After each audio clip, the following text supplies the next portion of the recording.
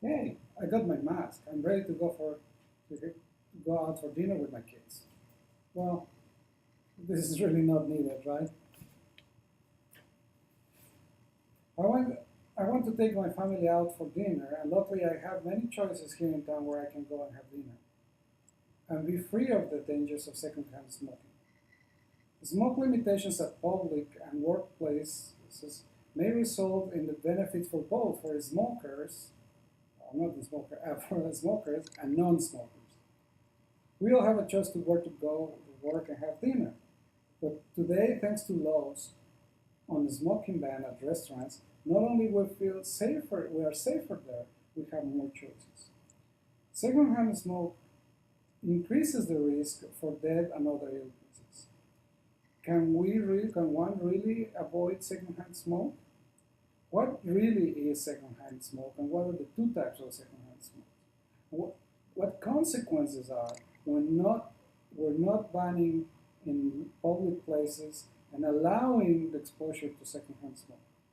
According to the Surgeon General of the U.S. reports, there is evidence that supports that smoking and secondhand smoke are factors resulting in an increase in diseases, including lung and other cancers, coronary heart disease, and COPD. A report in 2006 by the Surgeon General of the US shows findings that leave no doubt that any exposure to tobacco smoke is harmful. That report further explained its dangers for children. Numerous studies have shown a linkage between secondhand smoke and lung cancer. Non-smokers, including children, are exposed to secondhand smoke have increased concentration of tobacco carcinogens. This is shown in a study by McClure, Katz, and Bryan, elevated blood levels of carcinogens in passive smokers, American Public Health, 1999. Several other studies show how people with COPD and asthma have increased risk resulting from exposure to secondhand smoke. Austro, estimating the risk of smoking, air pollution, and acute respiratory conditions in 19, report in a magazine in 1989. Large epidemiologic studies on secondhand smoke estimate that approximately 20% of increased risk of coronary heart disease and coronary death on non-smokers exposed to secondhand smoke. This is another study made by Wells AJ on passing smoking as a cause of heart disease from the Journal of American College of Cardiology, 1994. These findings have been the forceful drive for smoke-free indoor environments and for educating people concerning the effects of their smoking on their children's health and other people around.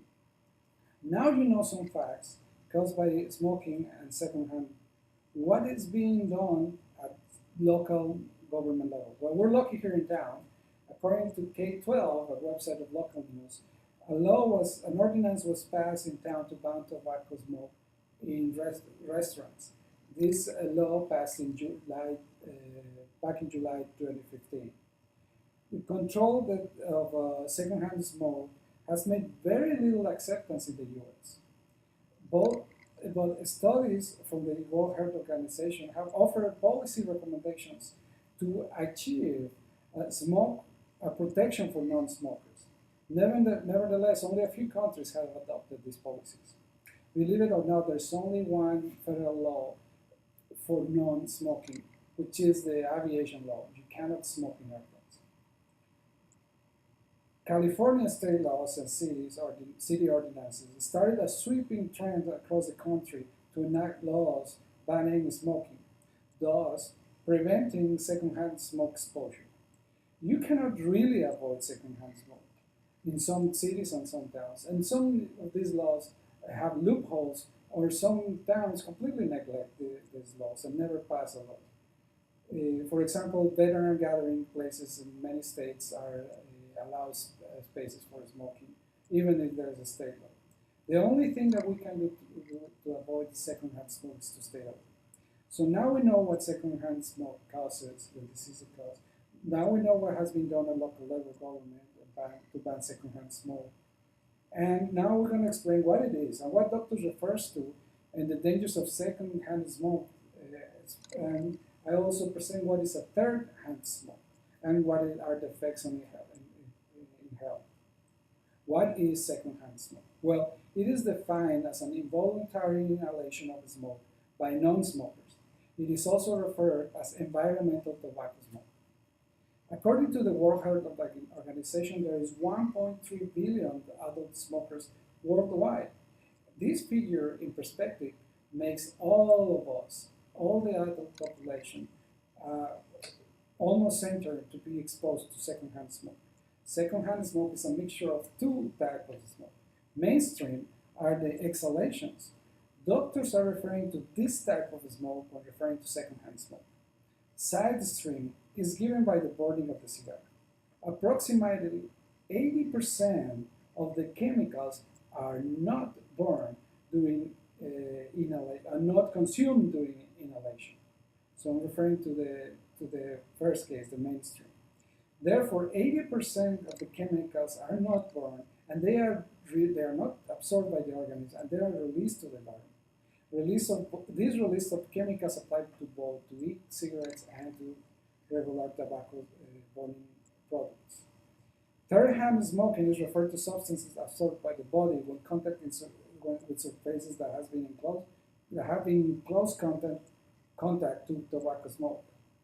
Several studies show an increasing contents of nicotine in the skin and hair of babies of smokers in comparison with babies of non-smokers. Can we do something about secondhand smoke? A secondhand smoke exposure occurs in many places. Sure, we can do something. If we don't put pressure on the smokers, we will suffer the consequences. Exposure to secondhand smoke is associated with the risk of several diseases, including lung cancer and coronary heart disease. I urge you to support local and state bans on smoking. Educate your children, and when in a safe environment, educate your community smokers. Implementing laws that limit public and workplace smoking may result in a rapid decrease in the risk of diseases for both smokers and non-smokers. Smoker, if you do it indoors and you don't think you're not hurting other people, you do. Stop doing it. If you're a non-smoker, support bans at restaurants and other places and avoid secondhand smoke. Thanks for listening.